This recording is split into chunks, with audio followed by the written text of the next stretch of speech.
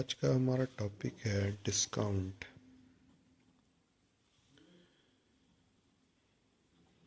Discount का मतलब होता है बट्टा या छूट। इसमें क्या है, डिस्काउंट बट्टा या छूट, इसमें क्या है कि इसमें दो चीज़ होता है।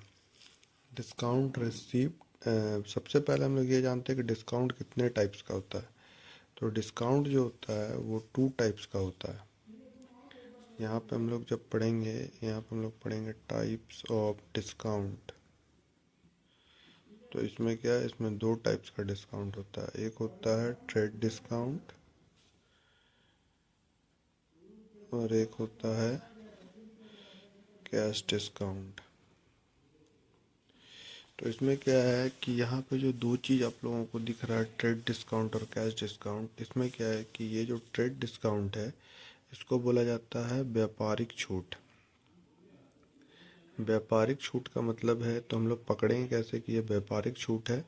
तो यहाँ पे क्या है कि व्यापारिक छूट जो होता है वो, जैसे किसी भी हम लोग मॉल में गए या पेपर में हम लोग देख रहे हैं कि वहाँ पे हम लोग को लिखा हुआ रहता है कि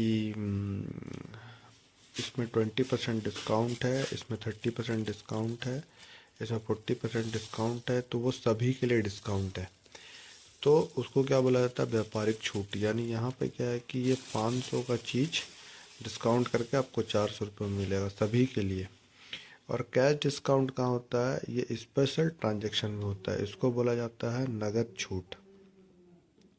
इसमें क्या है कि यदि ये माल किसी को 400 रुपये में बेचा गया और शायद कोई ऐसा पार्टी है जो 400 रुपया भी नहीं देना चाह रहा है, तो इसको हम लोग कहते हैं कि भाई 50 रुपये और छोड़ देंगे, चल 350 दे दे।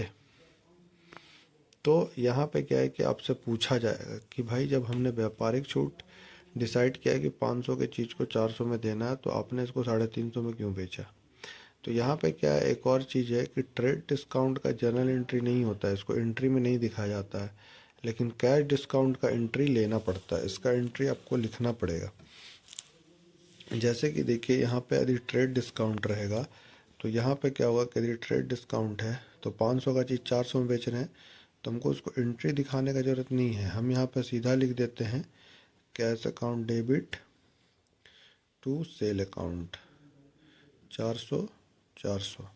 लेकिन यहाँ पे क्या है कि यदि ये, यहाँ पे क्या है कि यदि ये कैश डिस्काउंट है तो यहाँ पे हमको दिखाना पड़ता है। जैसे हम लोग को यहाँ पे लिखना पड़ता है कैश अकाउंट डेबिट, ठीक है, इसको समझा के हम लोग लिखते हैं to sale account.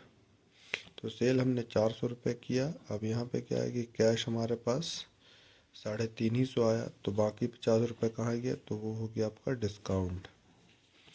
Discount account debit, ये क्या हमारा लॉस है।